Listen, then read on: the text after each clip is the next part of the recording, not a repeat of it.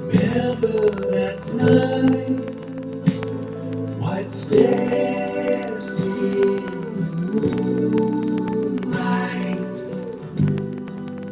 They walked into through empty playground, this ghost town. Children again on rusty swings, getting higher, sharing a dream on an island. It felt right. We lay side by side between the moon and the tide, mapping the stars for a while.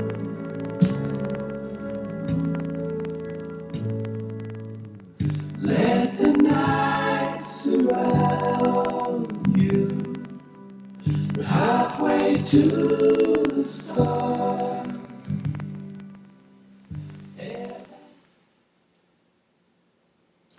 Okay, Hi, this is Catherine Waters on this Tuesday, June 2nd, Organic News here on Awake Radio. And our first guest, Mr. Marshall Eddie Conway, a former member of the Black Panther Party who was falsely imprisoned for a crime he didn't commit.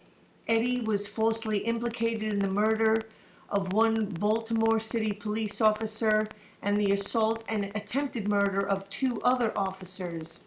Eddie claims that not only is he innocent, but that he was target of the FBI's counterintelligence program, COINTELPRO, a program designed to destroy individuals and organizations that were considered to be politically objectionable. Eddie asserts that he is one of many political prisoners in the United States as a result of FBI Director J. Edgar Hoover and Assistant Director William Sullivan's war against the Black Panther Party. On April the 24th of 1970, two officers investigated a domestic abuse call at 1201 Myrtle Avenue in Baltimore. During the investigation, three men opened fire on the patrol car, killing one officer and injuring the other. Shortly after the shooting, a police officer by the name of Nolan engaged in a shootout with a suspect who managed to escape. Police then apprehended two suspects a few blocks away from the incident. Jack Johnson Jr. and James Powell, both later identified as members of the Black Panther Party, were apprehended under the back porch of a house. Several rounds of ammunition and a .38 caliber handgun were found lying on the ground between the two suspects.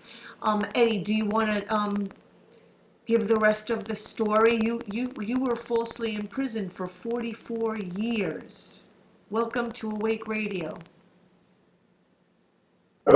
Yes, but I'm probably not after 44 years trying to relive or recapture that time and Yeah, that torture. right.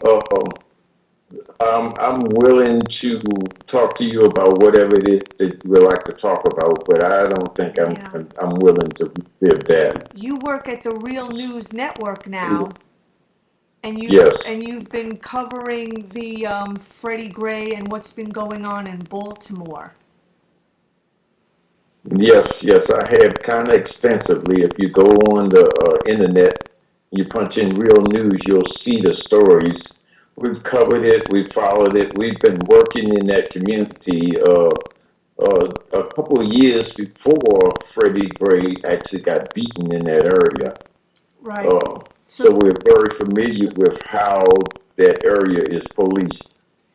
And so there's an extensive history not only of killing, the police killing, but just abusing the people on a daily basis.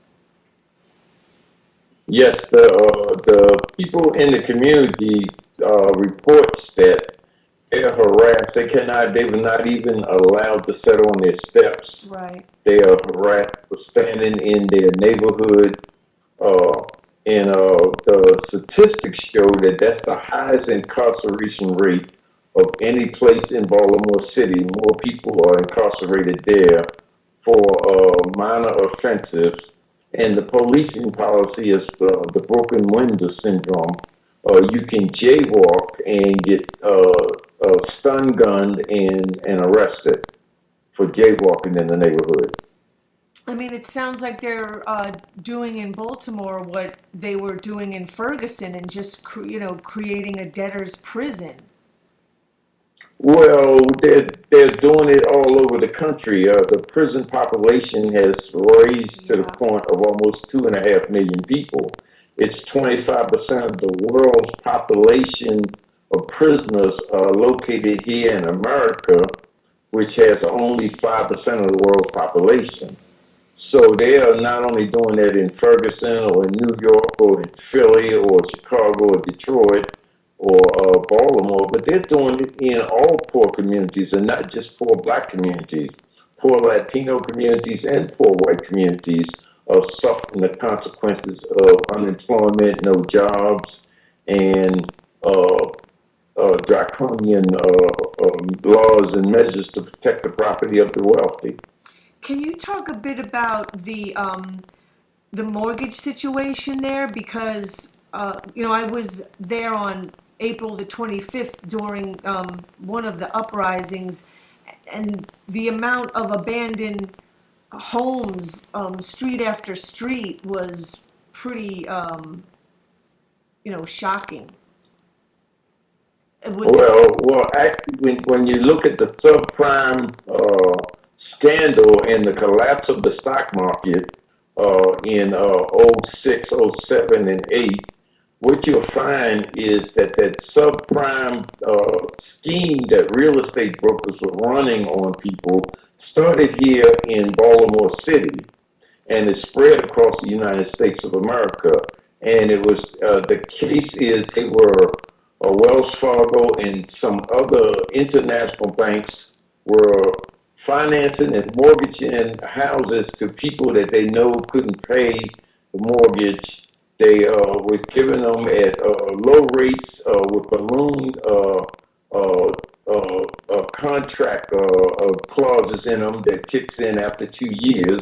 And so you would get a house and you could pay $500 a month mortgage, and then after 2 years it would go up to 1,500 or 2,000, and you could no longer afford it, and it would go into foreclosure. You would lose your house, but then what happens is nobody was buying the houses, so almost 20,000 houses in this area is now in disrepair or boarded up. Yeah. Or actually falling down in some cases.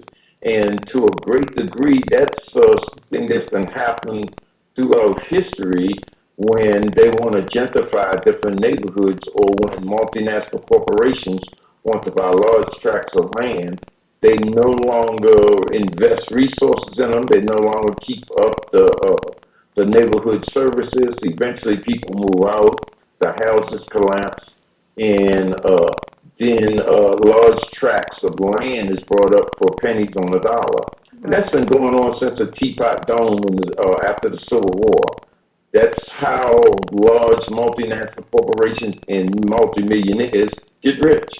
And they're also doing away with a lot of like programs, like after school programs and things like that, saying that they have no money for that. But Well, that's always been the case. The money is going to the military-industrial complex, it's going to the prison-industrial complex, and it's going to the security apparatus in America, which is all the domestic police enforcement agencies.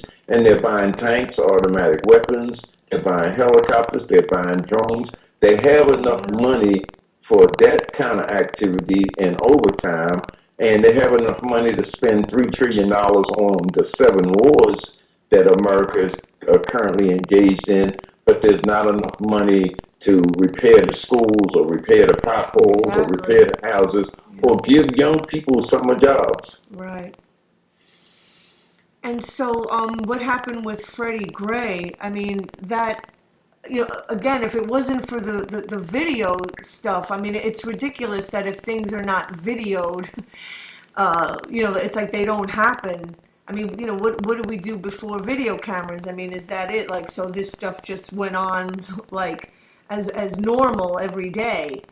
Well, it's going on right now, and I guess my attitude about Freddie Gray is that Freddie Gray has been going on for almost 500 years in certain segments of our society. In the black community, African descended people have been suffering the consequences that Freddie Gray did suffer for looking up and looking into the eyes of the wrong race of people.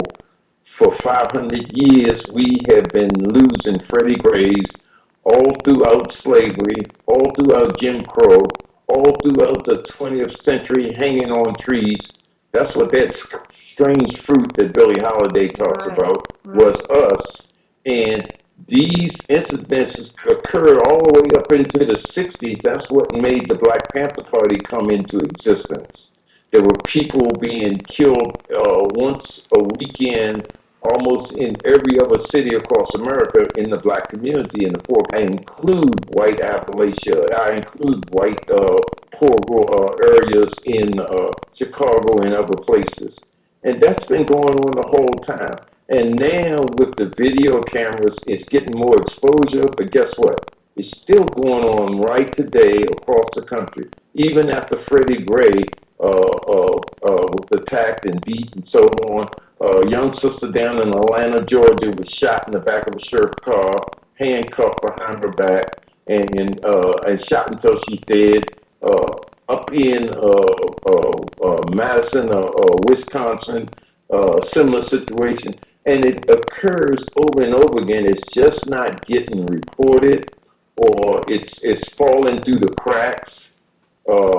And that's because mass media is a multinational owned entity now by six international corporations. And so the news that we get pretty much entertainment news, and we don't get news about what's happening down in our communities. Eddie, I just got a notice from the producer that there's some crackling noise on the line, so I'm just going to hang up and then call you back. Okay. Okay. Let's hope that we get a better rate the quality of this call. Not so good.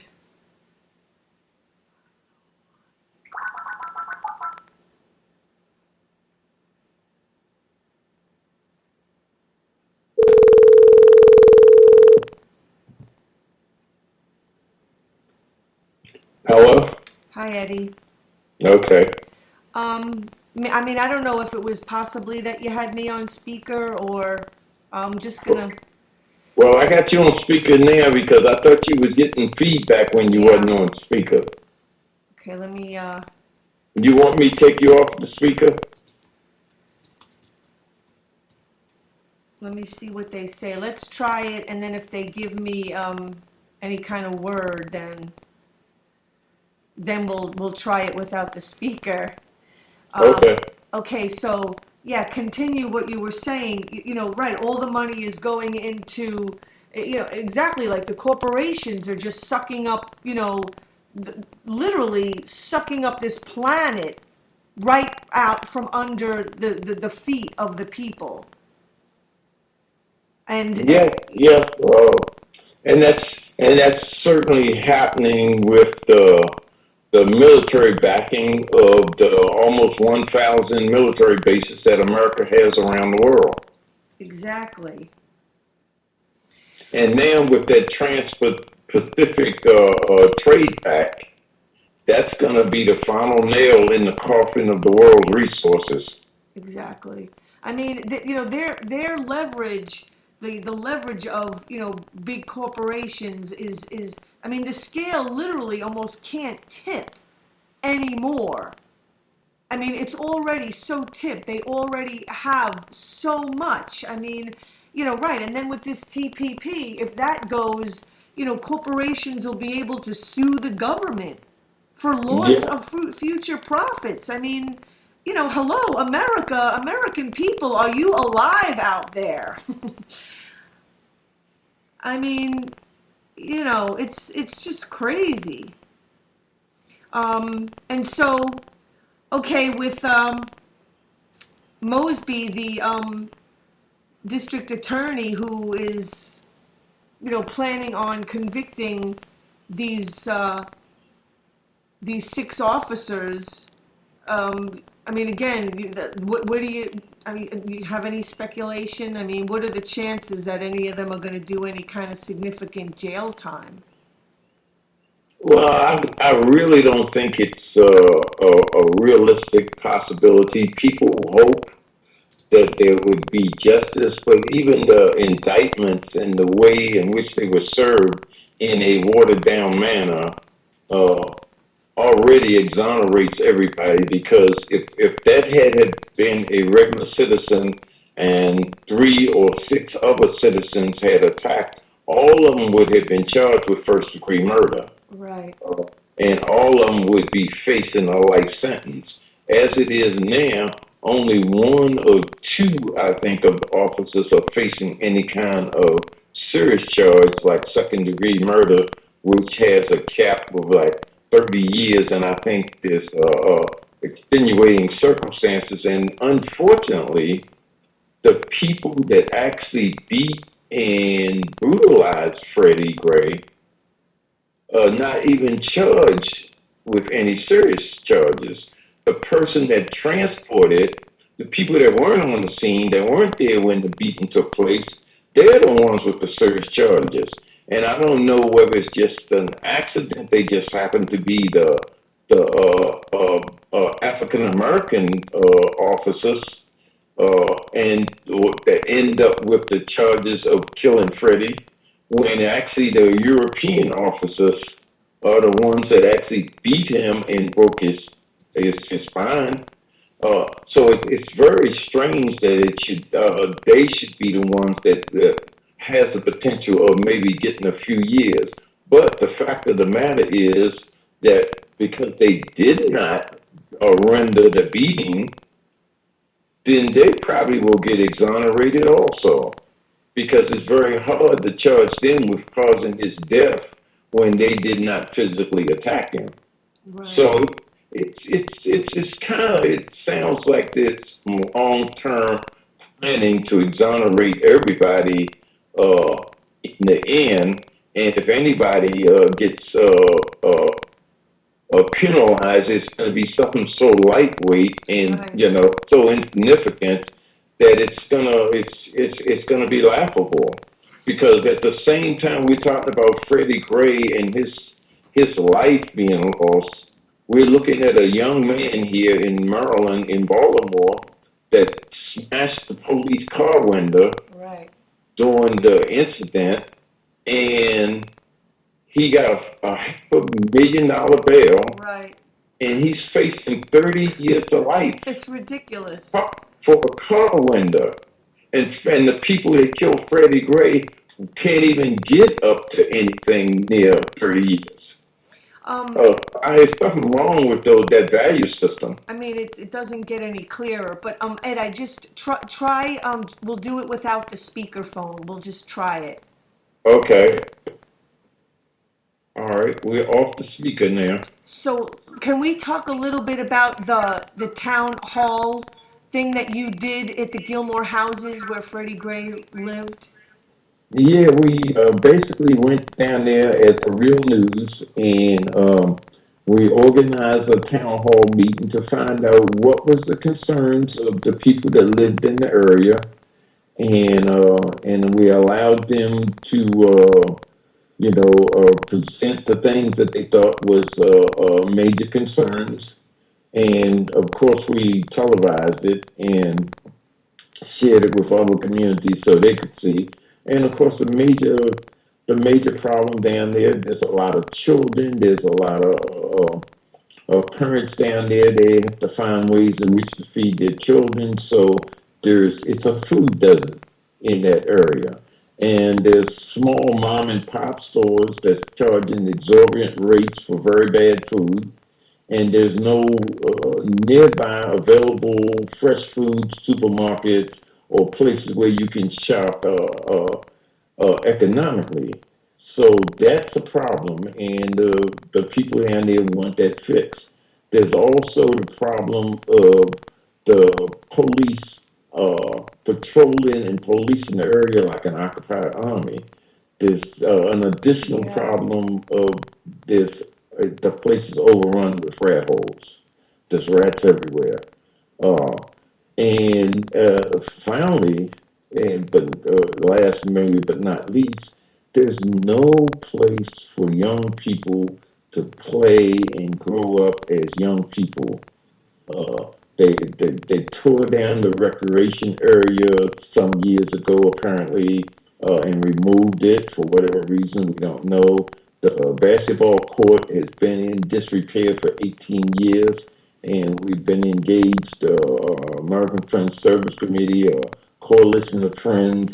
We have been engaged in a battle to restore the basketball court. It's half done. The city is still dragging its feet about letting us do the other half. And this is an area that's the highest incarceration rate in the city, in the state. It's the area in which is the lowest income in the state. And it's the area in which the most people that leave the prison system return to. And more money is spent on incarceration and policing of this area than any other area in the city, and yet they don't have the money and the funds to put recreation facilities in that area, to put jobs in that area, to help those people. They spend more money locking the people up in that area Right. than they do servicing and caring about what's happening in that area with the residents. Right. Yeah, Eddie, there is no other phone for you to use. I'm sorry. They just keep like sending me messages about like crackling noises on the line. And so, No, I'm afraid not. There is no other phone for me to use. There's not anything I can do about that. okay. So, I mean, it's just completely obvious that money and profiting, and there's no priority on lifting anybody up. I mean, it's just that simple that some people get to live and profit. You know, the corporations are just going to take over, and nobody else has a right to live on this earth besides the almighty corporations and bankers. Yeah, that's their plan. 1% will control the planet, and the other 90%,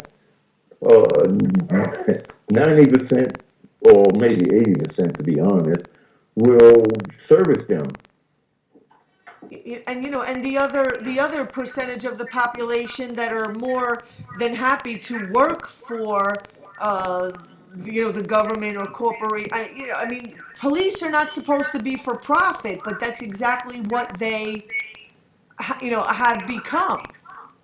Well, I know that's what they always have been. Right. The police forces themselves grow out of uh, especially here in Maryland and southern states, and even up in some of the northern states, they grow out of the slave patrols. They grow out of people that were organized in the community to hunt down and capture runaway slaves, and eventually they became police forces. Uh, and they've always been working for profit.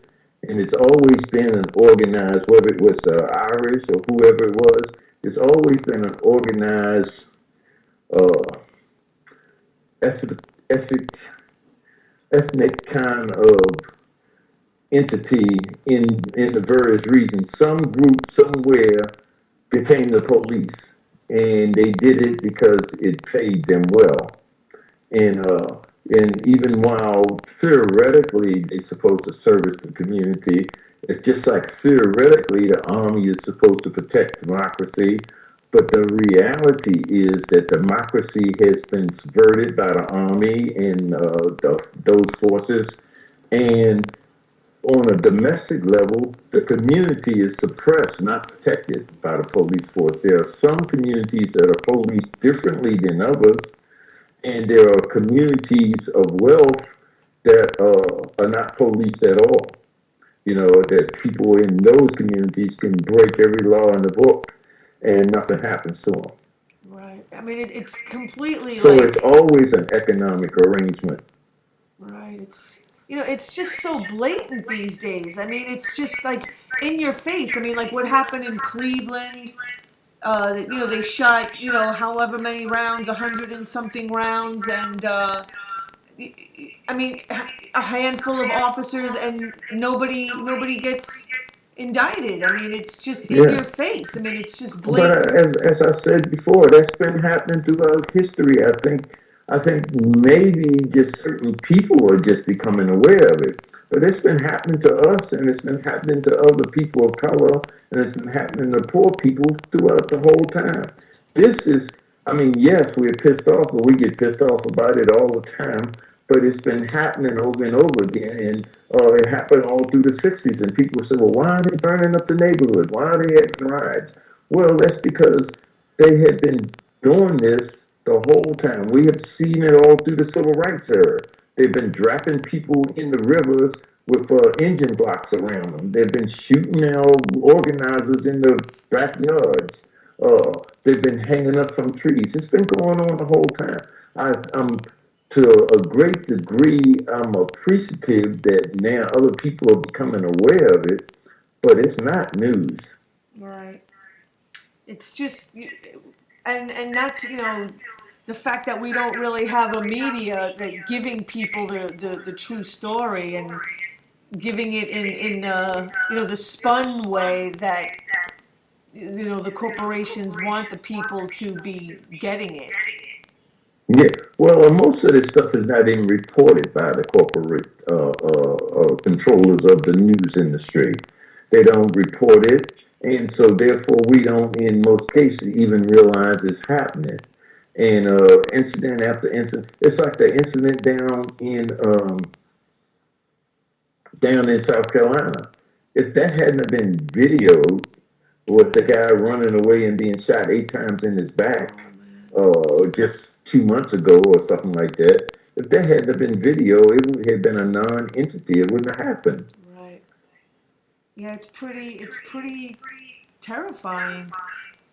And it's just going to Mm, get worse if people better start stepping up. I mean, I'm looking at your Real News channel, and it says, pressure mounts on Baltimore police union as protests continue, and can the DOJ reform the Baltimore Police Department? I mean, it's not the police department that actually needs to be reformed. It's the entire for-profit system at the expense of the people. yeah, it's probably yeah. In all fairness, this it's a structural problem and it's a systemic problem with racism and white supremacy and as a distraction and cover for the way in which the economic arrangement has been made, that arrangement we call capitalism. People, a small amount of people are getting wealthy and everybody else is getting poor. And until we figure out how to have a different economic arrangement, then we're going to have these problems because these problems come directly from the economic arrangement we have. Somebody's got to protect the property of the rich. Yeah. Eddie Conway, I want to thank you for being here on Awake Radio, and I hope to have you back on in the future. Okay, well, thanks for having me. And take care of yourself, okay? Okay, you too. Thank you. Good night. Let it go. Feel her warmth beside you.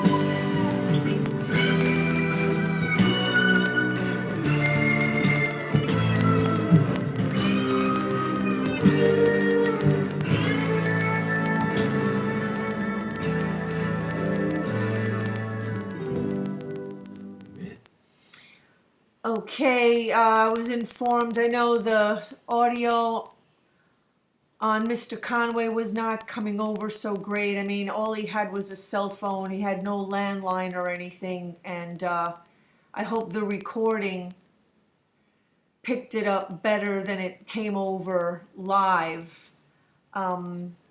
So the next thing I'm going to play was from a press conference earlier this morning down in DC at 10 a.m. on the release of the 28 pages from the 9/11 report that have been classified for 14 years.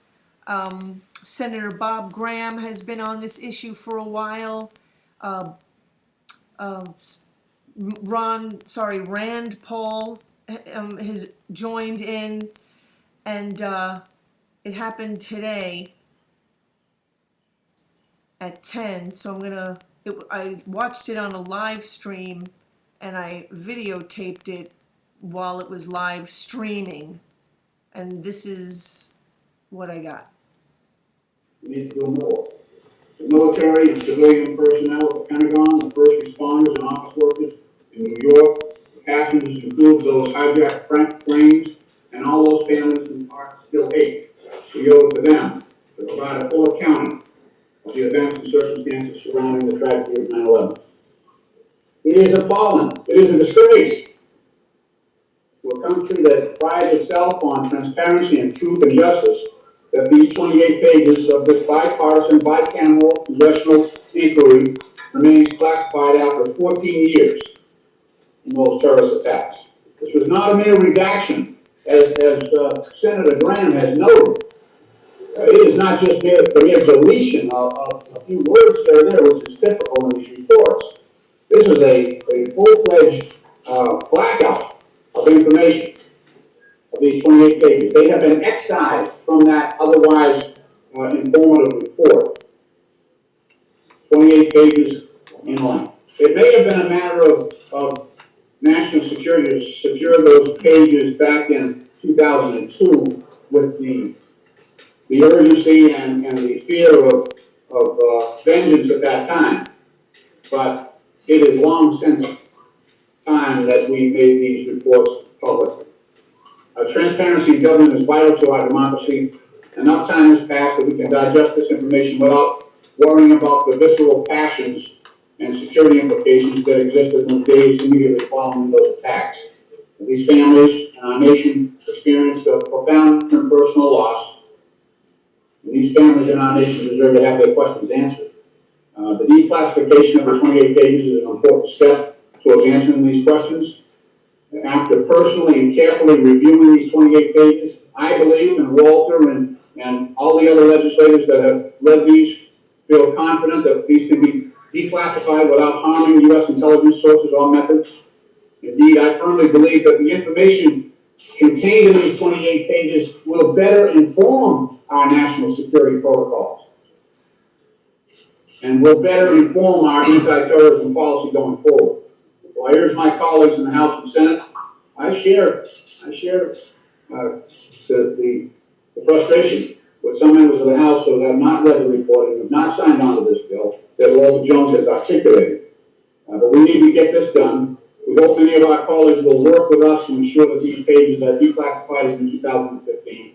And again, I want to thank Senator Rand Paul for bringing this sharp focus on this issue today.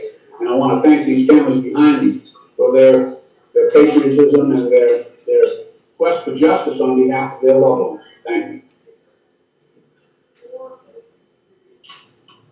Congressman Massey from Kentucky. I want to thank Congressman Jones for drawing my attention to this issue, and I want to make 3 points. First and foremost, the point for the families. The information in these 28 pages, I think, establishes a chain of liability that I think is important for the families in receiving justice. And I first and foremost hope these pages are released for the families of the victims. Secondly, this is a bipartisan issue. Unfortunately, it's bipartisan in 2 regards. We have Republicans and Democrats in the House and the Senate who are leading the charge to release these pages, but you have two presidents, either of which could have released them. The Republican president, who is the reason that they are secret, and a Democrat president who keeps them secret. Tomorrow, or even this evening, the president could release these pages. Our resolution really urges him to do that.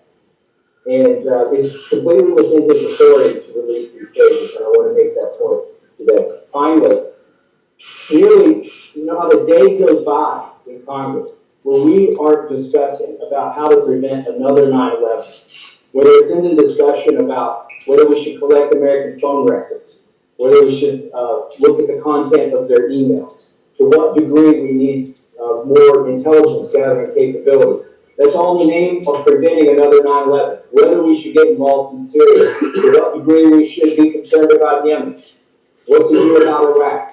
All of these are colored by the question, how to prevent another 9/11. Some of the best intelligence we have is in these 28 pages, and most of our colleagues in the House have not read them, yet they're pretending to be informed on these issues and having a discussion about how to prevent the next 9/11, yet turning a blind eye to these 28 pages. And that is another important reason why they need to be released. Thank you. Thank you. I'm going to introduce Terry Strada. Her husband lost his life in the 9/11 attack. Terry will introduce her children who are here, and then other members of the families who felt the pain of 9/11, that to believe that the truth of 9/11 will help them as they move forward with their life. So with that, Terry, thank you so much for all you and everyone here today. Those who are not standing with us have done so much to bring the truth to the American people. Terry, come forward, please. Thank you. Hi, my name is Terry Strada. I am the National Chair of 9/11 Families and Survivors United for Justice Against Terrorism. I am here today with my three children. Thomas, can you come in? Can you make it through? We kind of got caught up in the... Thank you. Thomas, Caitlin, and Justin. I am also joined by some family members and survivors from 9/11. With us today we have Abraham Scott. He lost his wife Janice in the Pentagon. We have Mary Ellen Salomon and her son Aiden Salomon. They lost their husband and father on 9/11. Next we have Emmanuel Lipscomb. He is a true treasure. He is a civilian hero. He saved many lives on 9/11 down at the World Trade Center. We also have Matt Salito. Matt lost his son in the North Tower of the World Trade Center. And we have with us today New York fireman survivor, Greg Hayden. He is with us as well. Thank you all for coming and being here with us today. Many people believe our suffering is in the past and future attacks are diminished. Neither is true. Our loss is for the rest of our lives, and so is the real threat of another terrorist attack. We are forever united in our grief and our commitment for a safer nation. I have been outspoken on the topic of terrorism financing for several years now because I have lived through the devastation of terrorism and continue to live the battle scars today. I lost my husband, Tom Strada, dozens of dear friends and colleagues on 9/11. Every single person that Tom worked with was killed that day. If I had the strength, I could have easily attended well over 25 services and funerals. To this day, we have not been able to lay my husband to rest because he has never been identified and returned to us for a proper burial. So yes, like all of the members here today, I know a lot about the pain and suffering of terrorism. For the sake of the American people, not just those who suffered injuries or had their families ripped apart, but for all Americans, the entire truth about who attacked us on 9/11 needs to be aired. We cannot properly secure our future if we remain kept in the dark about what one country or countries helped facilitate the attacks. And yet, here we stand, more than a decade later, despite the availability of additional information on the subject, secreted in a guarded vault beneath the Capitol, only steps away from where we stand today. We remain almost universally uninformed. Based on the little we do know about what is in those 28 pages, we are confident that declassifying them will prove to be critical to unraveling the role the Saudis played in the worst terrorist attack on American soil. There is nothing conspiratorial or hidden about the ultimate responsibility for the horrific terrorist attack that led to the incineration of almost nearly 3,000 souls. Nearly every significant element that led to the murderous attacks of September 11th points to Saudi Arabia. Bin Laden was a member of the Saudi elite. His father and much of his family have been close associates of the failing monarchy for decades. 15 of the 19 hijackers were Saudi nationals. The very ideology, Wahhabism, that set the attacks in motion has thrived in Saudi Arabia since the inception of the kingdom. And when the money trail is followed, it almost always leads back to Saudi Arabia.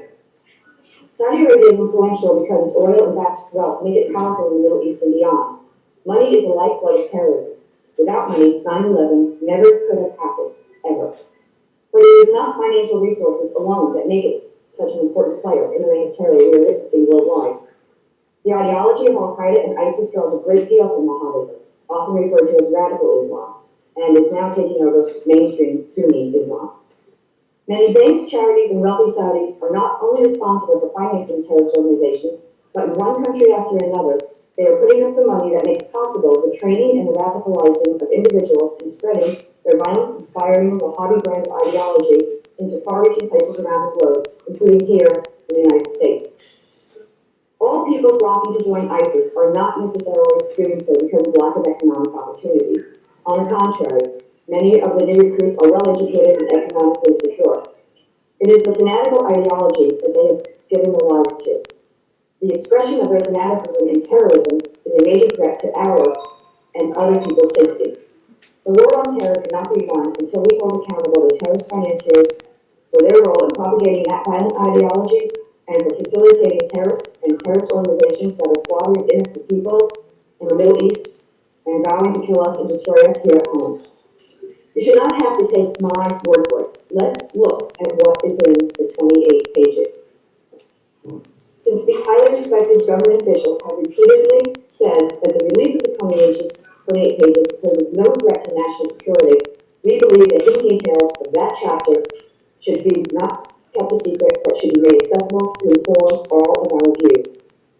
My husband's murder and the murder of all our loved ones cannot be the price we pay for doing business with the Saudis. Nor should that price ever be repeated, especially simply for the sake of our so-called friendship. On behalf of all 9/11 family members and survivors, I thank Senator Paul for introducing this vital piece of legislation, former Senator Bob Graham for his tenacious dedication in pursuing the truth, and also to Massey and Congressman Lynch and Congressman Jones. And we call on all members of the Senate and the House to please join us here today in our request to declassify the 28 pages. Without the truth, there is no accountability. Without accountability, there is no justice. Without any of these, we can never be safe. And I'd like to introduce my daughter, Caitlin. Hello, my name is Caitlin Strada. On September 11, 2001, while thousands of people across America, my father left for work. Only tragically, he never came home. By 2 o'clock, terrorists had taken his life and the lives of nearly 3,000 other innocent men, women, and children. My father was a successful pawnbroker, a trusted friend, but most importantly, he was a great family man. We missed him every day. My brother Thomas was 7, I was 4, and my brother Justin was just 4 days old on September 11th. On that horrific day, our lives were painfully changed forever. When the smoke cleared and the fires were extinguished, nearly 3,000 children were left mourning the death of their murdered parent. We were young and innocent without a care in the world one day, and then terrified and heartbroken the next. We experienced the hell, fear, and trauma of terrorism firsthand. We are the children of 9/11. I stand here today with my family and my extended 9/11 family, but for all of you, asking our president to declassify these 28 pages, which tell the truth about who is responsible for our pain and suffering. Who helped Osama bin Laden and Al-Qaeda carry out the heinous attacks on our country that took our parents away? That question haunts me and will continue to haunt me until the 28 pages are declassified. Children should not have their hearts broken, their dreams destroyed, and their lives shattered. When our father was killed, something was taken from all of us, our innocence and our trust. 9/11 children are growing up in a world where we can't trust our own government. because too many truths remain hidden about who is ultimately responsible for the murder of our parents. Please, Mr. President, on behalf of all the children who are growing up without a parent because of terrorism, help us regain some of what we lost. We respectfully ask that you please declassify the 28 pages and allow us and the world to know the truth. Thank you.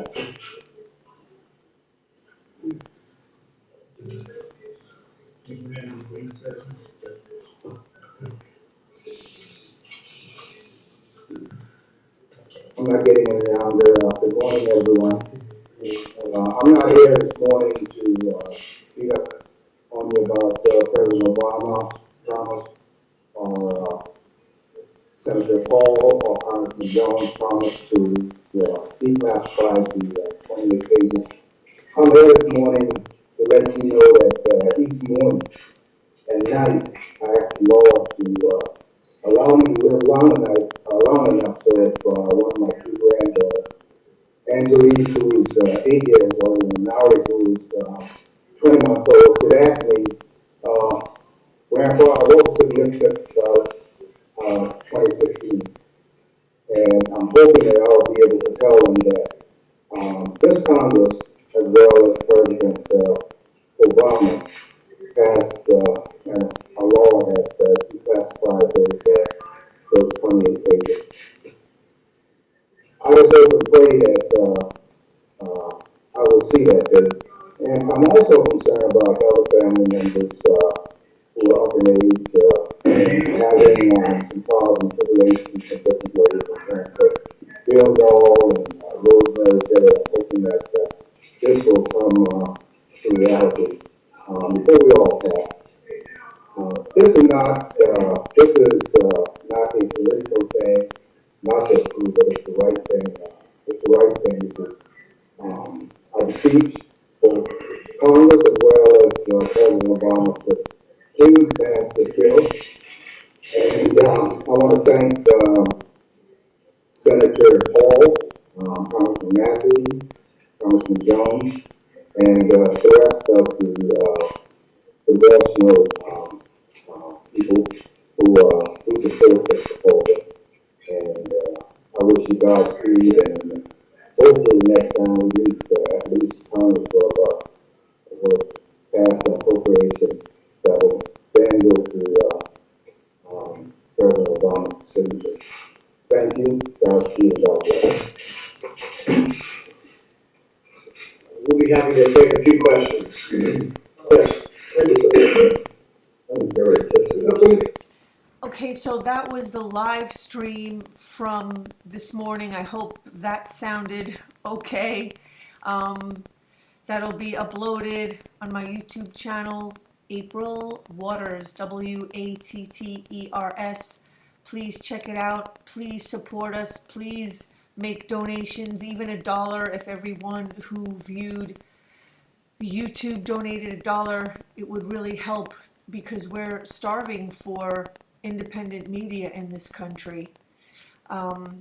So hold on. The next guest, who is going to be via Skype, Nancy Hollander, the attorney for a few of the detainees at Guantanamo, will be our next guest.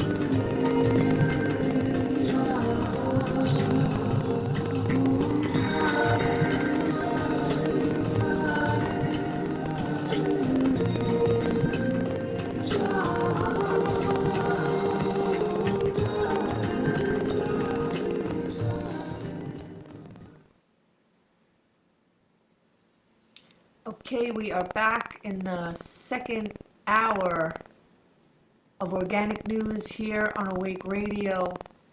And our next guest is attorney Nancy Hollander, who is representing Mohamedou al-Slahi, who wrote the Guantanamo Diary, who's been detained in Guantanamo for, is it 14 years, Nancy?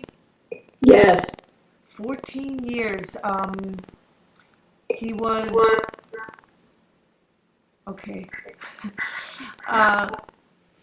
The first account in Cuba has been debuted a number of 14 on the New York Times, 14 times on the New York Times bestseller list, the Guantanamo Diary. Mohamedou, the book's author, is a Mauritanian national who has been held in Guantanamo since August of 2002. He wrote the book by hand in English from the detention center. The book details Slahi's experiences of torture, threats, and humiliation over the course of his 13-year incarceration, which includes an odyssey of detention from Mauritania to Senegal, Bahrain Air Force Base in Afghanistan, Jordan, and finally to Guantanamo.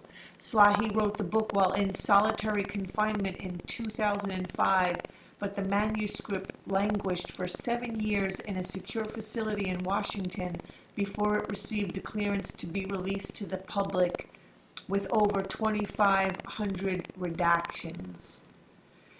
So welcome to Organic News on Awake Radio, Nancy Hollander. Thank you.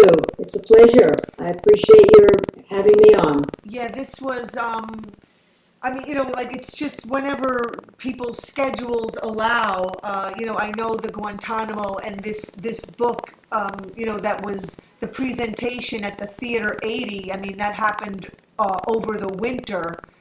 But just, as far as scheduling, this is when I was able to get you on, and I'm, just really grateful for that, because this is extremely important news, and sometimes, I just can't even believe that this stuff goes on, and, that this is real. But let me just read a little bit of your bio.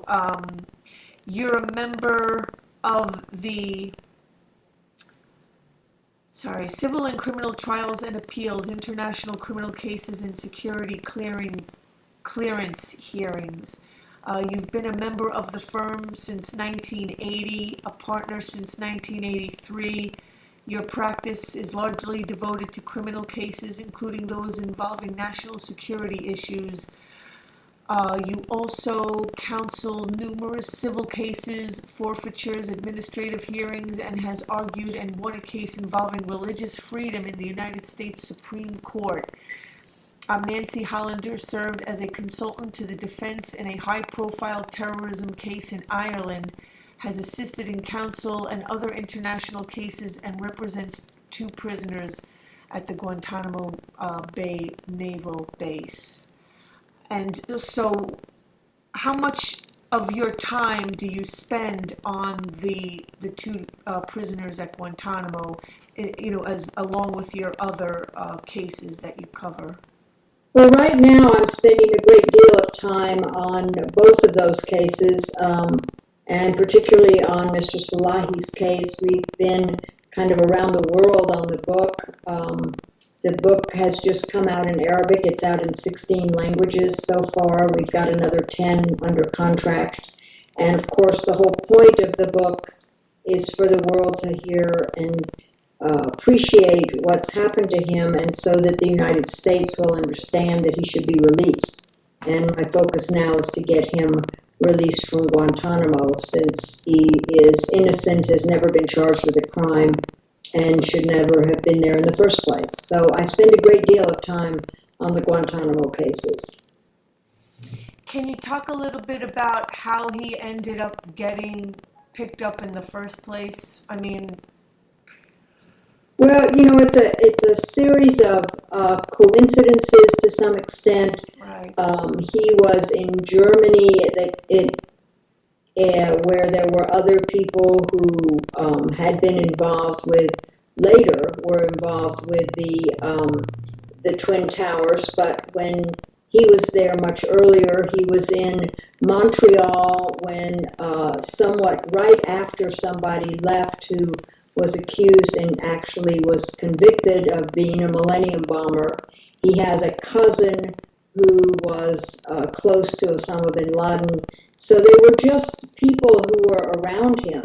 But he never did anything, and the chief prosecutor, the former chief prosecutor for Guantanamo, Colonel Morris Davis, has said publicly that there's absolutely no evidence that Mohamedou ever committed a single act against the United States. And the government of the United States learned this pretty early, but only after he was tortured in Jordan and in Guantanamo. And we won his habeas case in 2010. The judge ordered him released. The Obama administration's appealed that, the military appealed that, and it's been sitting there this whole time. So we've been waiting for another hearing, and I'm confident that no matter how many hearings they have, we're going to win. They just need to release him. Right. I mean, it sounds like they can just drag it out, Well,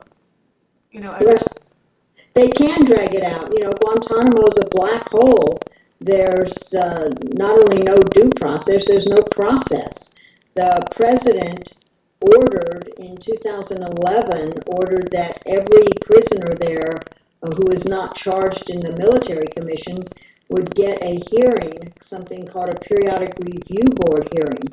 These were all supposed to happen by 2012, but they didn't even begin doing them until 2013, and Mohamedou has never had one. So the military has an obligation to do what the president instructed and have this hearing, and we keep demanding the hearing, and I'm sure other lawyers demand it for their clients, and I think they've had 12 or 13 is all they've done so far, and there are 122 people still in Guantanamo.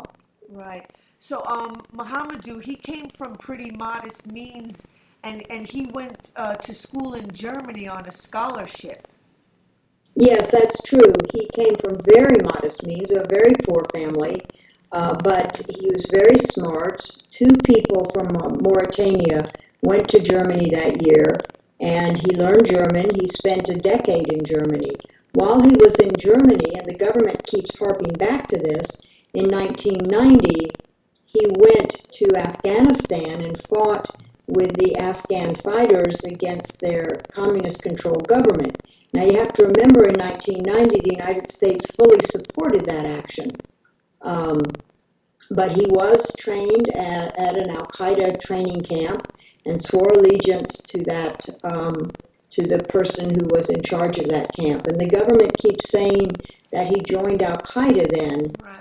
But if he did, as far as I'm concerned, so did the United States, because we're the ones who provided all the funds and the missiles, the Stinger missiles for those fighters at that time. He left Afghanistan when the communist government collapsed, and he never went back. And there's no question about that. But the government holds on to that because that's all they have. And how do they detain people without any charges or trials? Well, it's they do. Initially when the Bush administration and the people in it decided they would bring people to Guantanamo, they didn't really think about how it was going to end. They didn't think about it much at all, except to make a decision that Guantanamo, as far as they were concerned, was not part of the United States, that no one would have any rights, no one would have any lawyers. The Geneva Convention treaties that we are sworn to uphold wouldn't apply. And of course, as we know, the Supreme Court told the government over and over that that wasn't true. But that's how people first got there. They just literally were thrown in there. And then Mohamedou was one of the worst tortured there. He describes it in his book. It's been described in several government reports over the years, which is why they let his book out, because none of it was new at that point. And to this day, the prisoners at Guantanamo have very few rights. The government simply has gotten away with these horrible human rights abuses that make a mockery of our entire criminal justice system.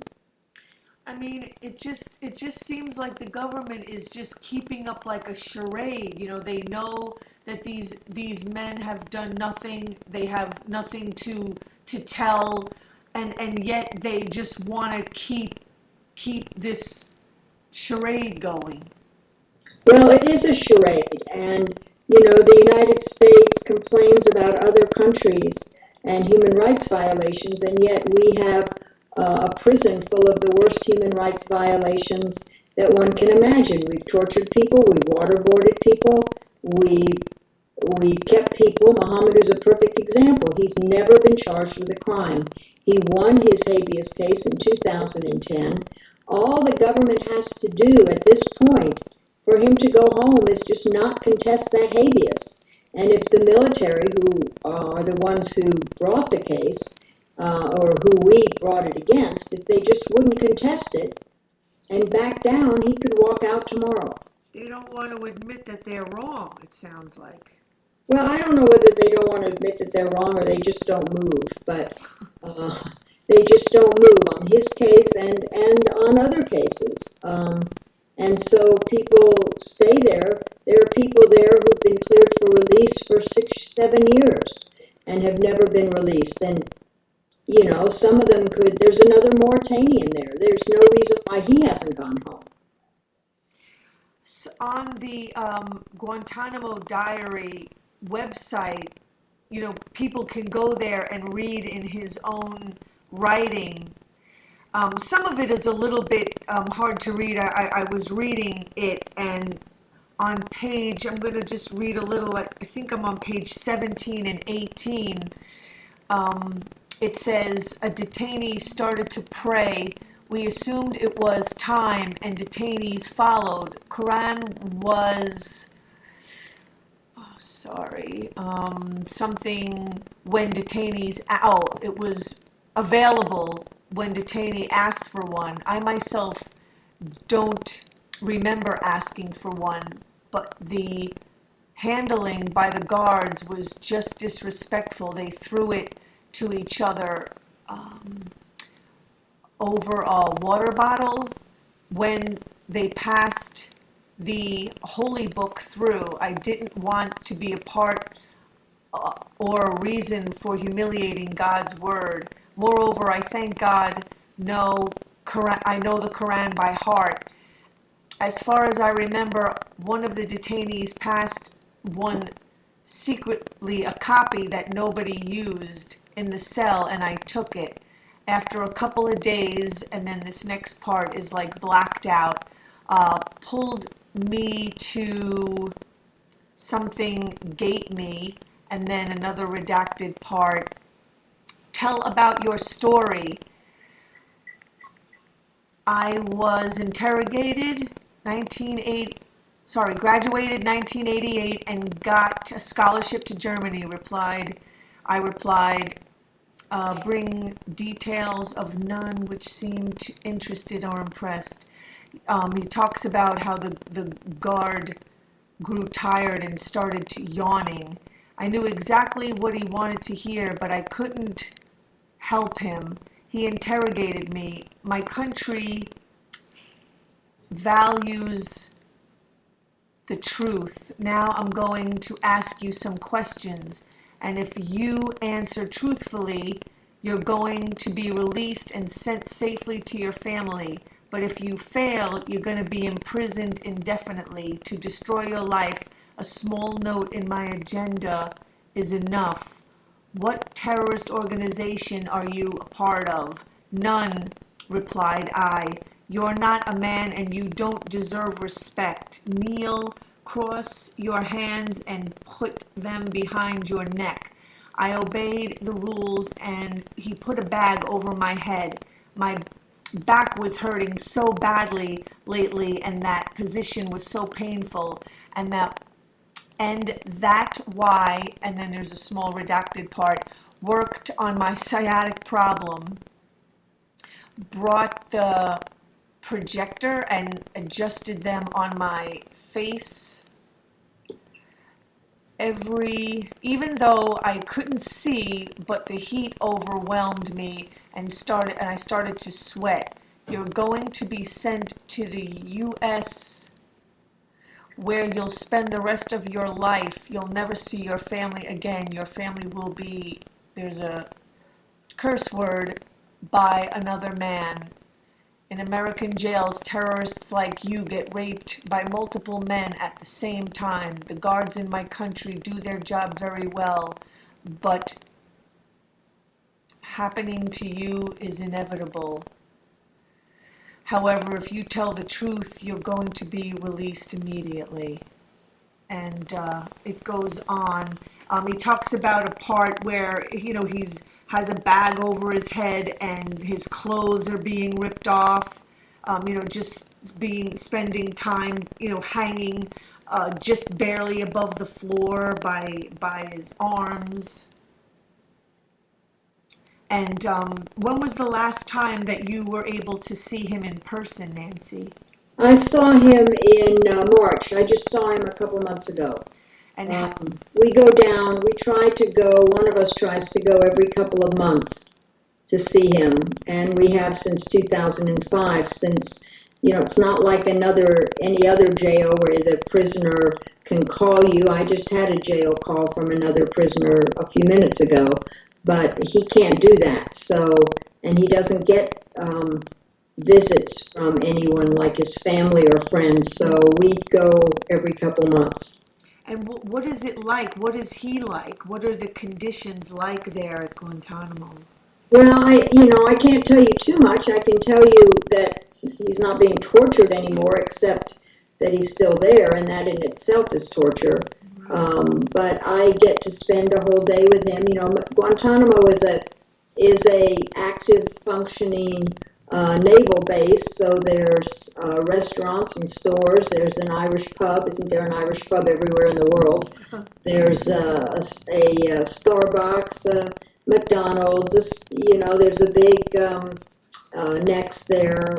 It's kind of like a giant Walmart. And there's the prison. And I go in at about 9 in the morning and stay there until 4:30 in the afternoon. And I usually can be there 2 days based on the airplane schedule. And so this book, it's helped him in the jail. It's like helped him. Has it helped him to not be tortured anymore? Well, the torture ended, the active torture ended before the book was written. The book was written in 2005 after I first met him, and I asked him to start writing about what had happened to him. And that's how this book began. It was written as letters to me over the course of the year, and then it took us 6 years to get it released. But it was all written in 2005. And he wrote it in solitary confinement. Correct. He spent a lot of time in solitary confinement. Yes, he did. A great deal of time. I read that he talked about being in like a corridor with barbed wire, and other people would have to step over him, and the barbed wire was like digging in him or something at one part. Well, most of the time he's been there. He got there after Camp X-Ray was closed. So most of his time has been actually in the same camp where he is now. And he's been there the whole time. And so so you said as long as they do not reverse, this decision, then he can be released. And so where is the status now of him being released? There's basically no status. We're trying to get him a periodic review board hearing that he's entitled to, which I believe once we have that, we would show that he's not a threat. He's clearly not a threat to anybody. And we're also at the same time would be willing to have another habeas hearing. We would do any hearing it takes and to get him released. But the government has to move on this. They have to make a decision to clear him, and they can't make that decision if they never have the hearing. So it's a kind of a catch-22. They don't give us the hearing, and so we can't ask another country to take him. We can't ask Mauritania to take him because their response will be, is he cleared? And he's not cleared because he can't have the hearing. If he has the hearing, I'm confident he'd be cleared because there's no reason for him not to be. Yeah, so you're in like this legal limbo. Absolutely. And so what needs to be done next? I mean, what action is there to take? Well, we have a petition up at the ACLU. It's at aclu.org/Free Salahi, one word, Free Salahi. People can sign that petition. It asks the military specifically to not contest his habeas.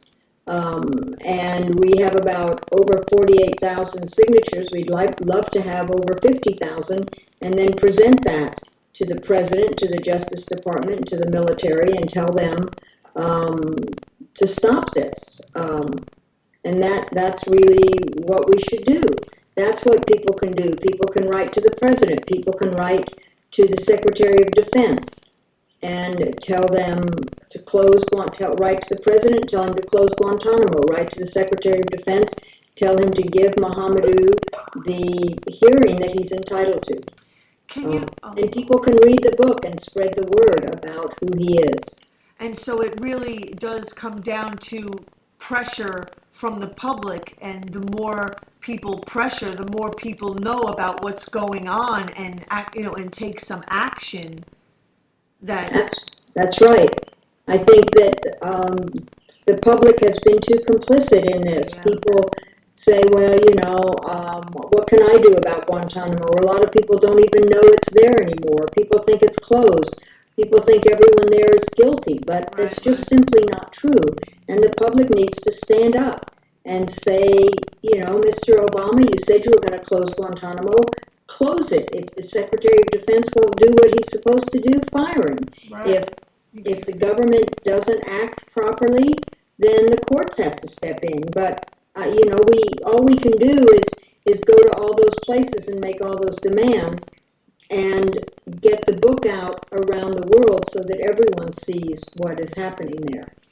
So this past winter, I believe it's in January, the anniversary of Guantanamo isn't it the 11th? I think so. That's about right. And I was down in D.C. with Andy Worthington and a whole bunch of people doing demonstrations in front of the White House on this very issue of closing Guantanamo. And I've been following the World Can't Wait on this issue. They've always been bringing this up and trying to get Guantanamo closed, and they put on like really it's a really good demonstration for especially a lot of the tourists that go down there, because there's a bunch of supporters and protesters dressed in the orange jumpsuits with the black bags over their heads, with shackles and tags on their back, saying, cleared for release, with the name of a detainee on their backs. And they've even acted out forced feeding demonstrations in front of the White House, trying to get, give the public a real feel. I mean, just reading this stuff, just trying to imagine what it's like to be held and to be tortured is just unimaginable. It is unimaginable, and I never thought that my government would do this to people. I really never did. I've been a lawyer a long time. I never thought that I wouldn't be able to stand up and say we have the greatest justice system in the world. And we do have a great criminal justice system when it is allowed to work. But we have perfectly good federal courts. If people can be charged with crimes, then they should be charged with crimes and tried in our federal courts. We've tried The government has tried over 500 terrorism cases since 9/11. And, the courts have done just fine. Over 100 of them have been tried in New York City. There's no reason why these cases can't be tried there. There have been, 5 or 6 cases tried in the military commission since they started, and 3 of them have been reversed.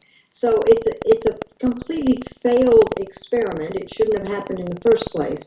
And this president and this administration needs to step up and do the right thing. And, additionally, we have treaties that this government is supposed to abide by. The Convention Against Torture requires states that have signed it, including the United States, to prosecute those who it can prosecute for torture.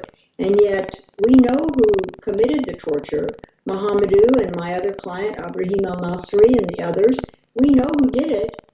We know who ordered it, and yet no one's been prosecuted.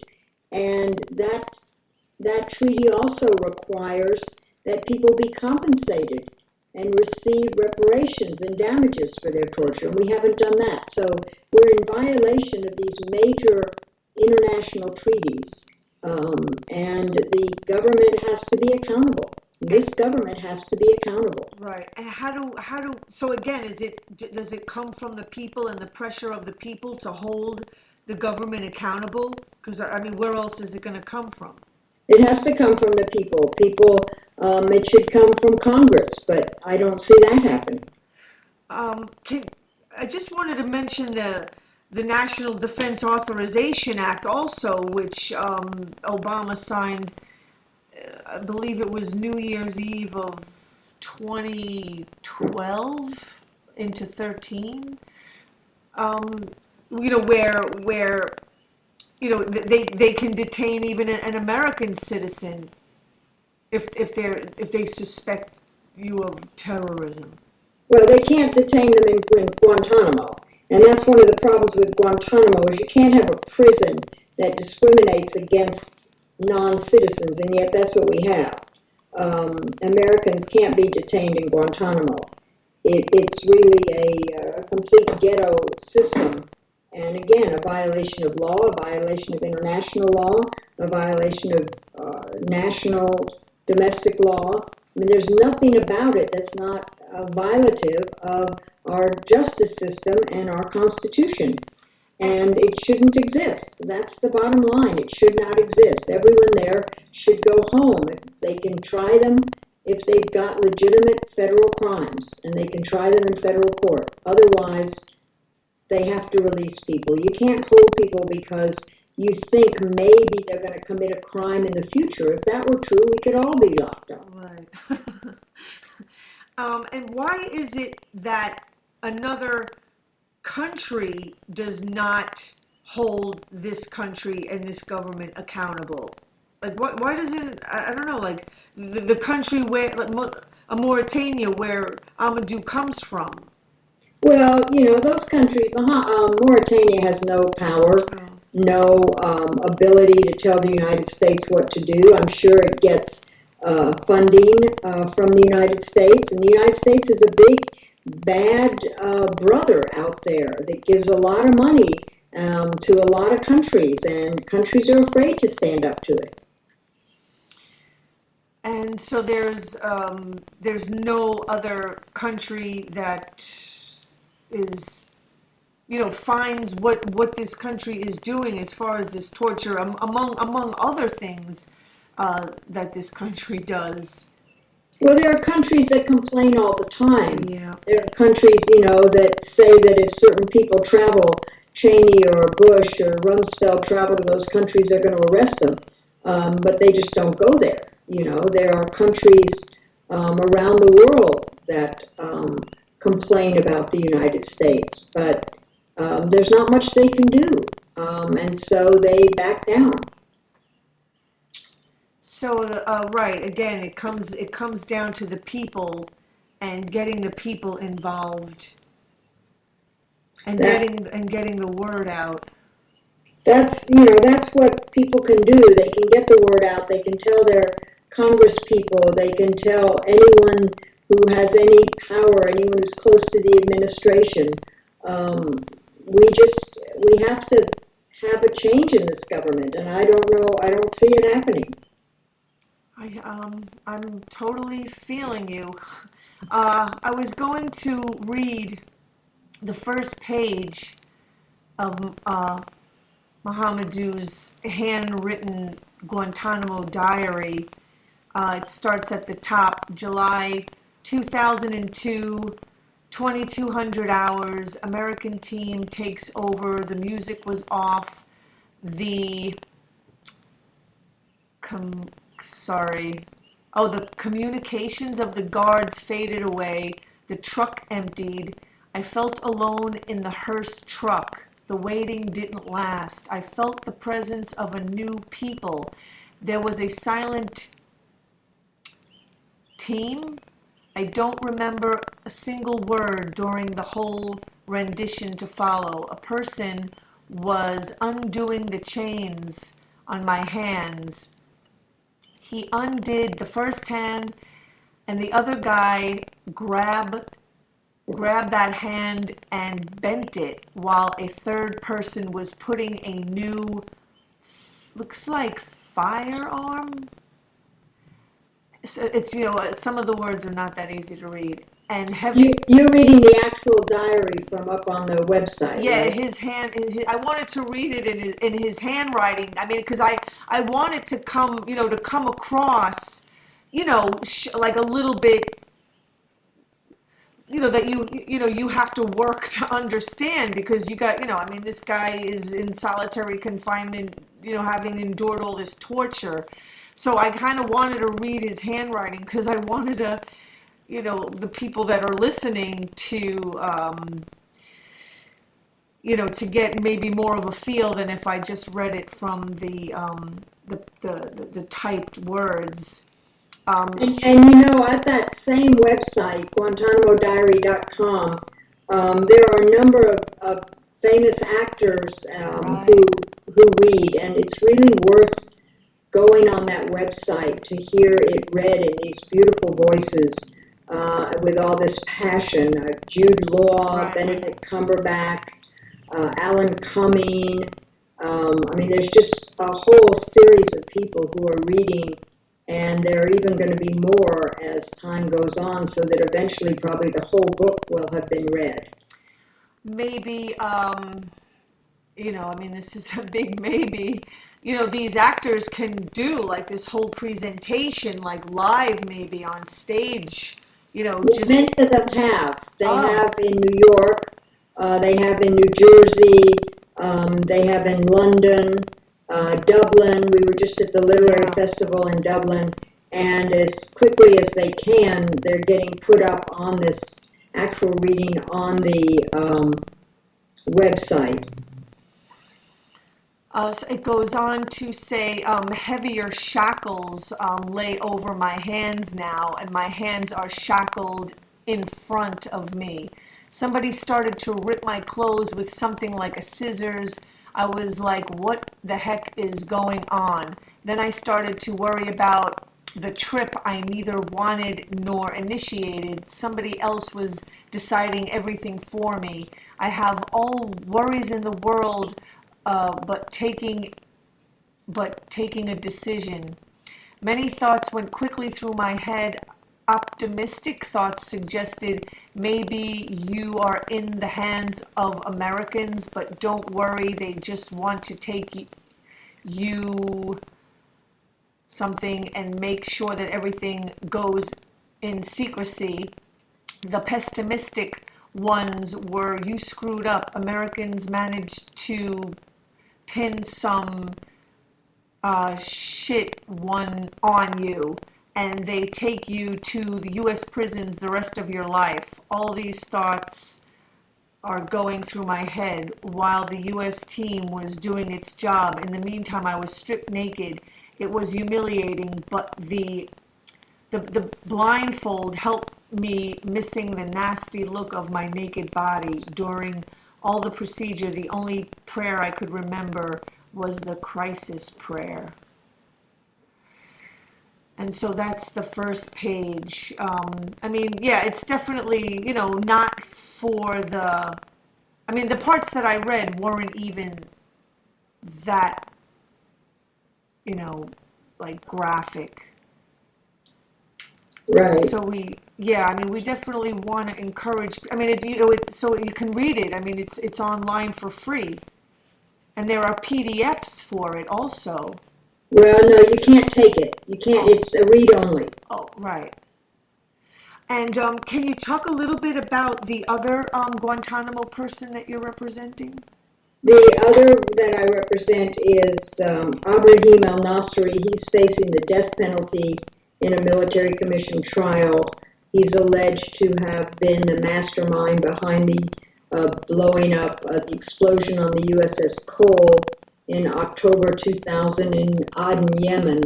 And his case has also been going on for a long time.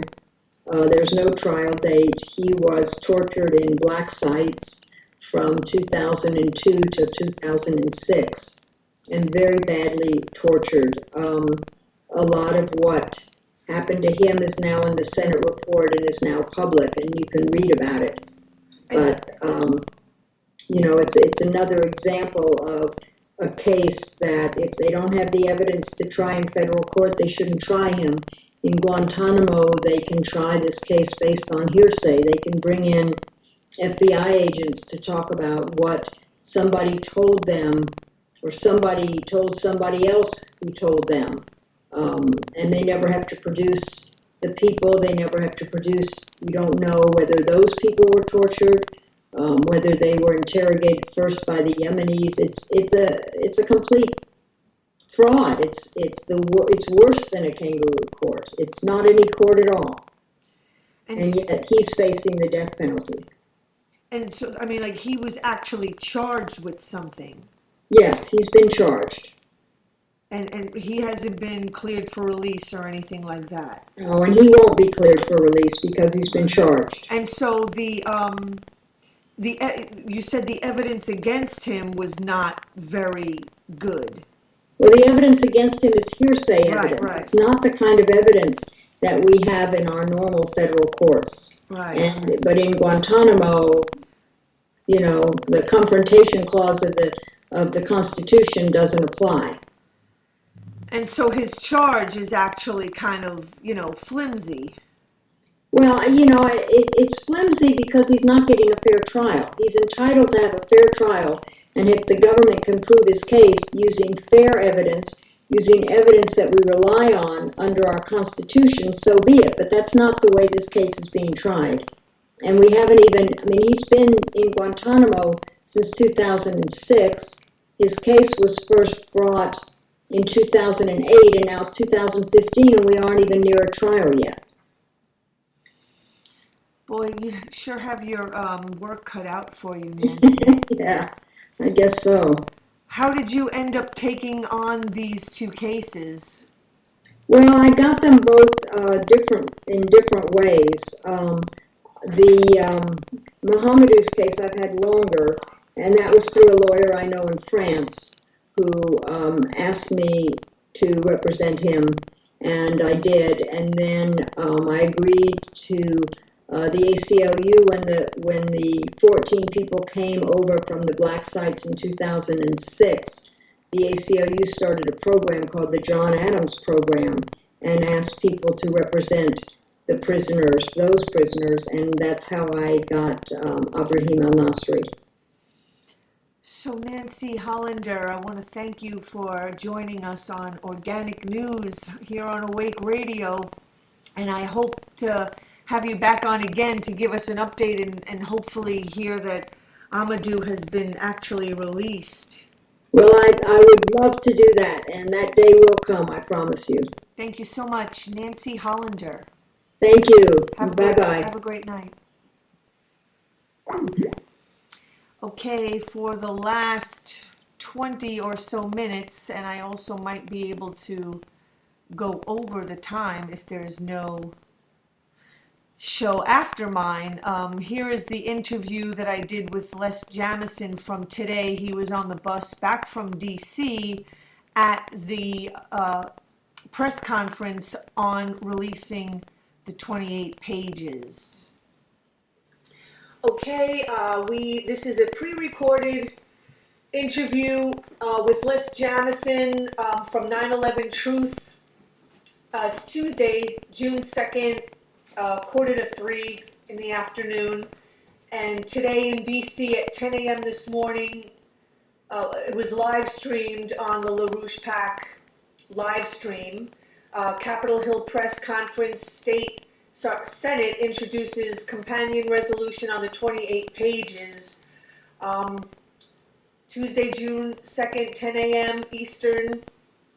Live coverage of Senator Rand Paul, U.S. Representatives Walter Jones, Stephen Lynch, and Thomas Massie, and former U.S. Senator Bob Graham, as they hold a bipartisan, bicameral press conference to unveil the Transparency for the Families of 9/11 Victims Act of 2015. The legislation calls on President Obama to declassify the redacted 28 pages from the joint inquiry into intelligence community activities before and after the terrorist attacks of September 2001. So Les Jamison, you were there at the press conference, and I watched it on the live stream, and I videotaped most of it with my camera. So can you just tell us more about the 28 pages and Walter Jones and what is the 28 pages? It's actually HR 14. It used to be HR 428. Right.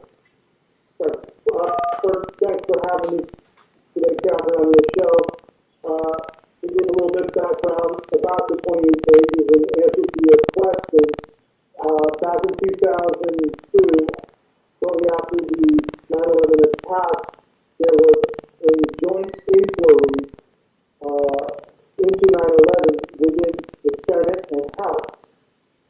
There was a team of sitting senators and congressmen that was tasked with putting together an analysis of what really happened on 9/11.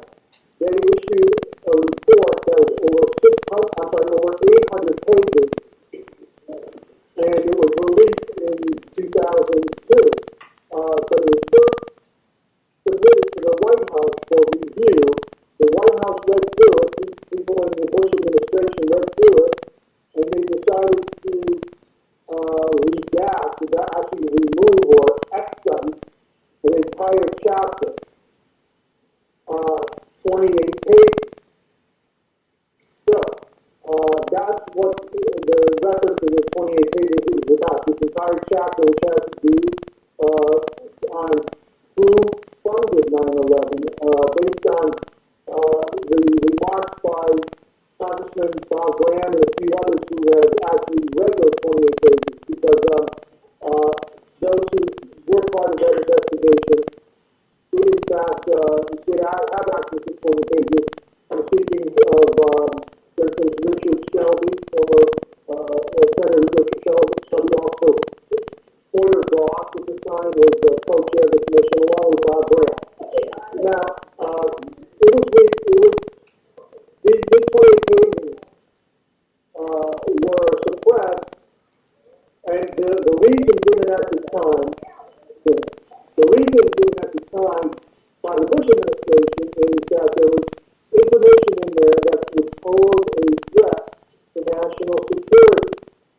That is the only basis by which president or any acting politician could be classifying any information.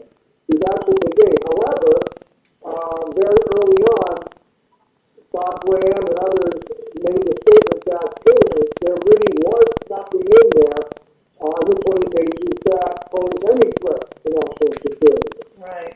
So, for all of these years, this is going on 14 years now, 13 years since the report came out, Bob Graham has been trying to speak out about this, has lobbied both President Bush and now Obama to release the 28 pages. Other politicians have done the same thing. I have to bring up the fact that back in 2003,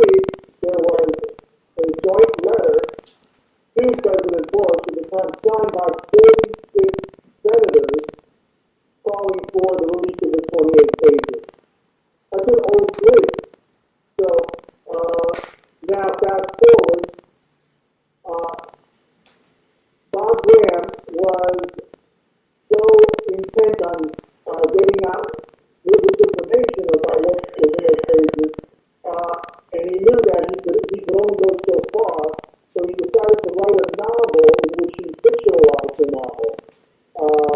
In which he fictionalized, the information in which this scenario of the secret information was being withheld from the public.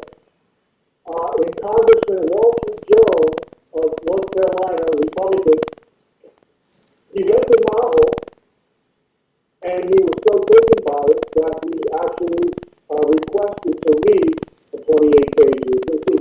Any member of Congress can make a request through either the House Intelligence Committee or the Senate Intelligence Committee to gain access to any classified material. Once they are allowed access, they will go into a private, secure room. They cannot bring any note-taking papers, note-taking pencils to write down any information, etc. All they can do is sit in the room and read the document and read. That's it. So, now, what's significant along with this is Walter Jones, of all people, requesting this information because he was the one who coined the phrase freedom prize in the Iraq War, where the Bush administration was trying to build a coalition to invade Iraq based on all kinds of lies and fabrication. And France was unwilling to join the coalition, and so the U.S. and the members of Congress started ridiculing France, and he came up with this phrase. Instead of calling them French fries, we're going to call them freedom fries. That's where he was coming from. However, fast forward to where he read the novel by Bob Graham. He became curious about what was in these 28 pages.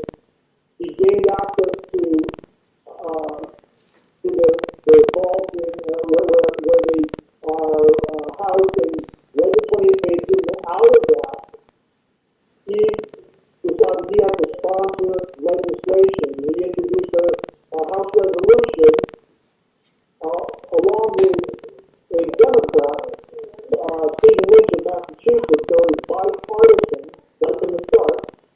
And he then got that on the map, and this legislation is now H.R. 14, and we have a website with all the information behind it called hr14.org. And so this is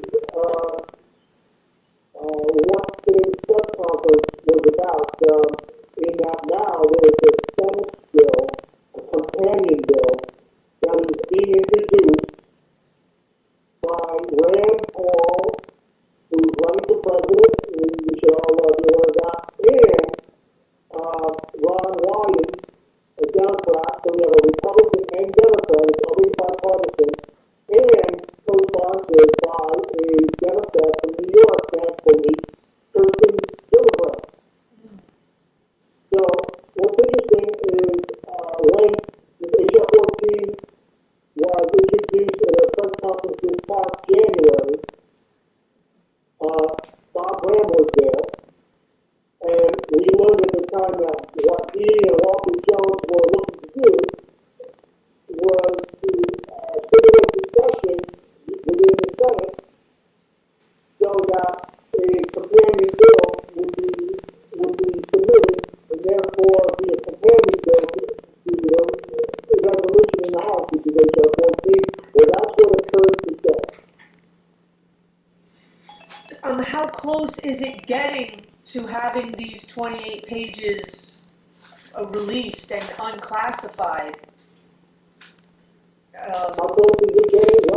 Well, the process is there. This is how all legislation works. You have to get a good, healthy assortment of co-sponsors, and then the leader of the House or the Senate, the leader of the House is John Davis,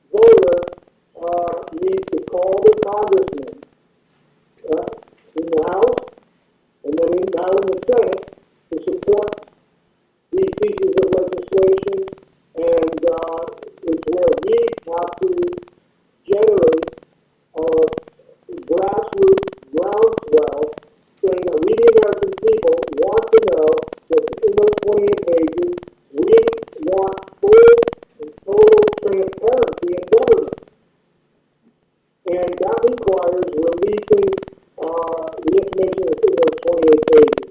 Now, at hr14.org, there is a take action section where anyone can just put in their zip code and submit a letter to their member of the House of Representatives. It takes 2 minutes, and we're urging you to do that, and we're urging you to be in contact with us to help organize. Because we also want to organize visits to the offices of these members of Congress, because we need to get to them face to face, or with their staff. This is as well, even with their staff, face to face, show them some documents, show them some mainstream news articles, which are all very, very clear about the fact that this information within the 28 pages is a huge issue. Bob Graham has gone on record as saying that if the 28 pages had been released, there would be no ISIS. Because this is about funding for extremist groups throughout the Middle East, which Saudi Arabia is heavily involved in Saudi royals are heavily involved in, and continue to this day.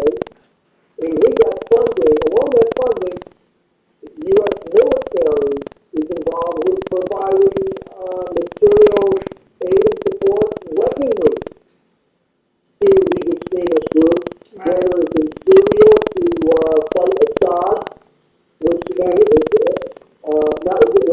displaced millions of Syrians, which caused utter chaos and havoc there, and then it's spilled over into Iraq, with these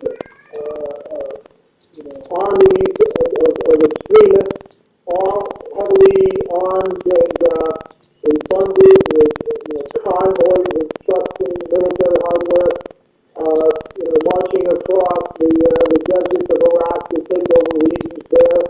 And what's interesting, Catherine, is that this documentation showing that at the onset of this effort, it was actually encouraged that these Muslim extremist groups consider setting up their own caliphate. It's a caliphate where it's just, Muslim Islamic states in these regions. And then the U.S. and the media claim that we're under threat of attack from the Islamic State. The U.S. homeland is under threat of attack from these radical extremists that make up the Islamic State. So wait a minute. On the one hand, they're funding, aiding, supporting these extremists. On the other hand, they're saying that we have to be afraid of them and have to be engaged in combat against them. So, if these 28 pages got released, I mean, why would they ever let these pages be released? Because that would blow their whole, their whole charade would be blown. Well, that is besides the point is that, okay, it may be in the interest of the U.S. military establishment and the U.S. intelligence establishment and those who seek to implement suppression of civil liberties and suppression of free speech, right, suppression of dissent. It's in their interest to keep the 28 pages of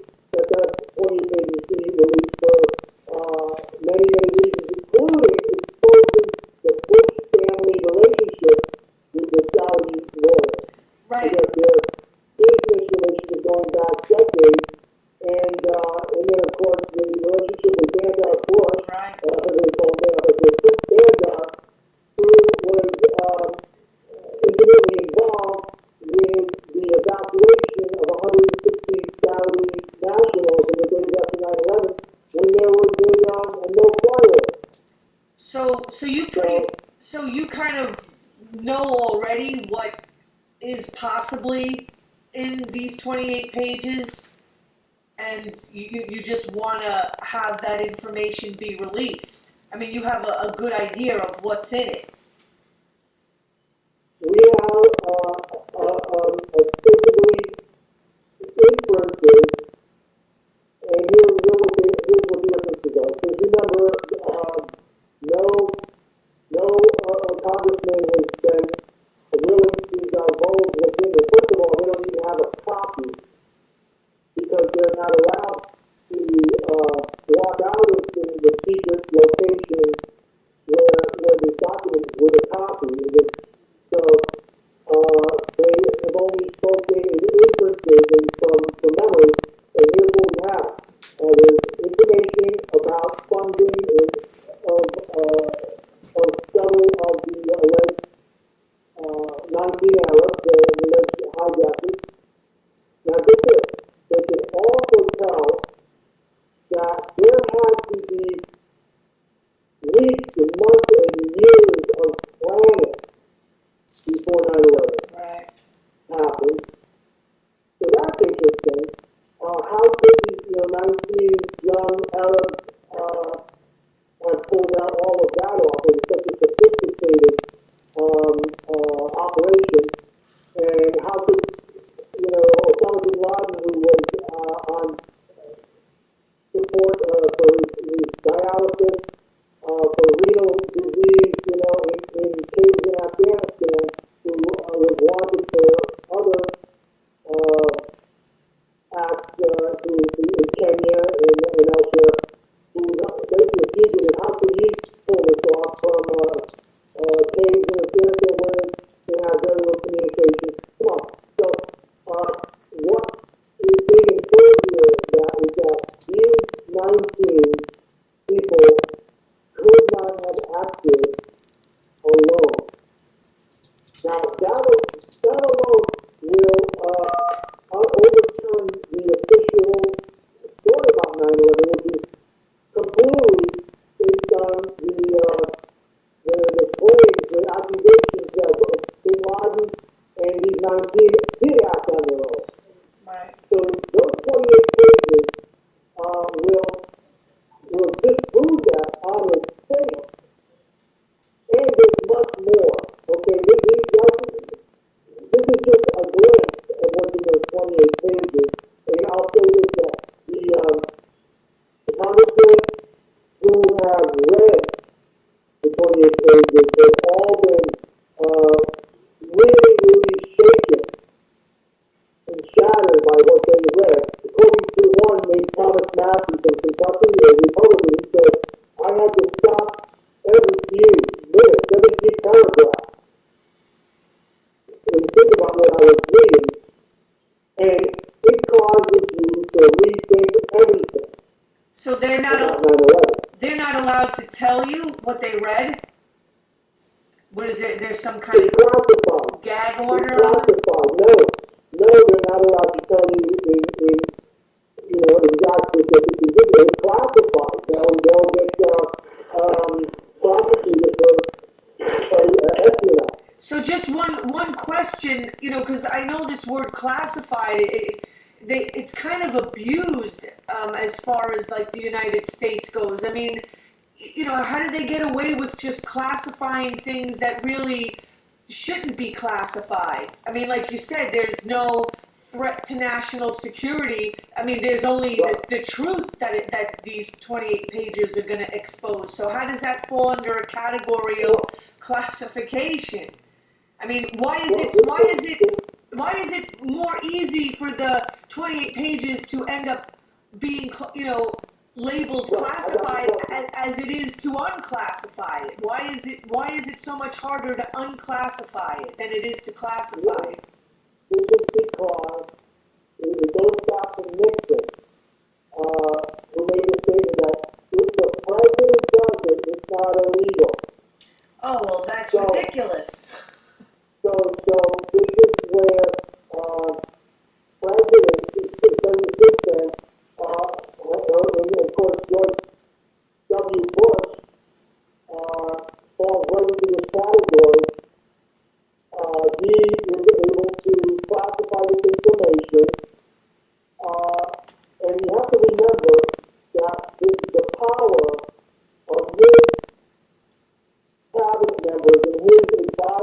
these are the people who make up the Project for a New American Century.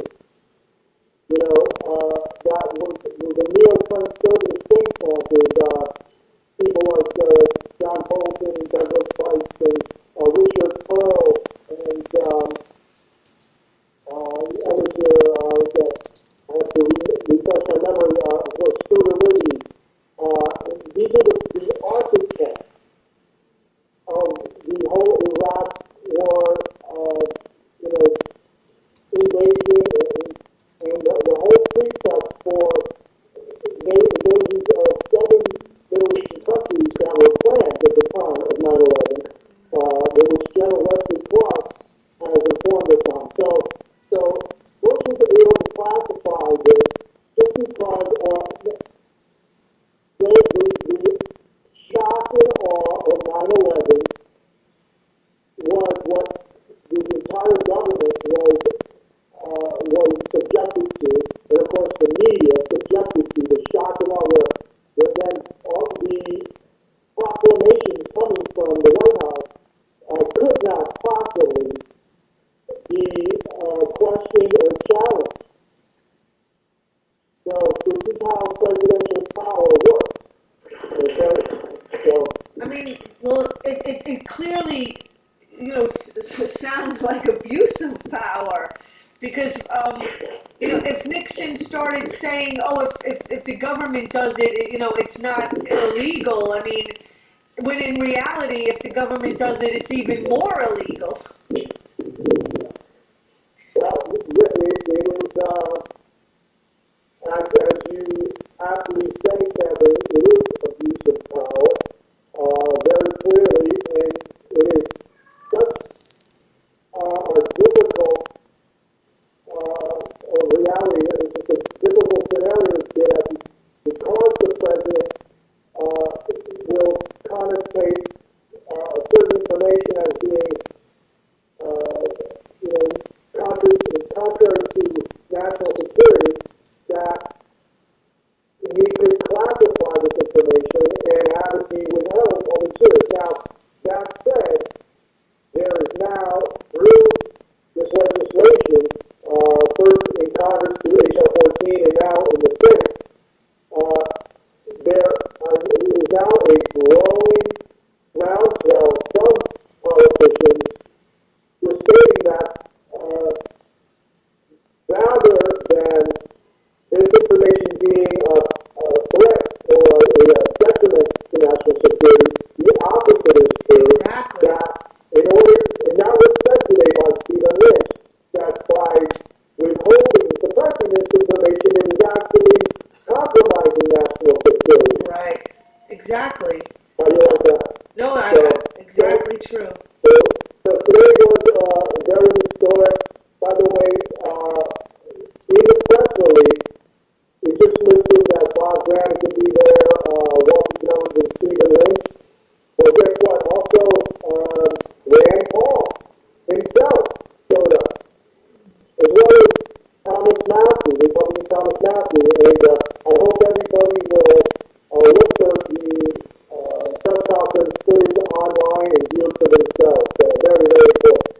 Well, So with that, I would also urge everybody to please go to hr14.org, fill out the form to submit a letter to your member of Congress, and get informed, get active. thank you, Les Jamison. You bet. Thank you. Bye-bye. Okay. Okay, so that's it. I sincerely hope the sound quality was okay. You know, you only have to work with what you have. And he was on a bus. You know, 2 guests this evening were on cell phones, and if the quality isn't good, we're just gonna have to not try that anymore. So again, thank you for tuning in, and please want to encourage people to go to my YouTube channel, April, like the month, Waters, Watters. Please donate. We need independent media in this country. That's why the American people don't know what's going on. Enjoy the rest of your night, and please tune in next Tuesday. Thank you.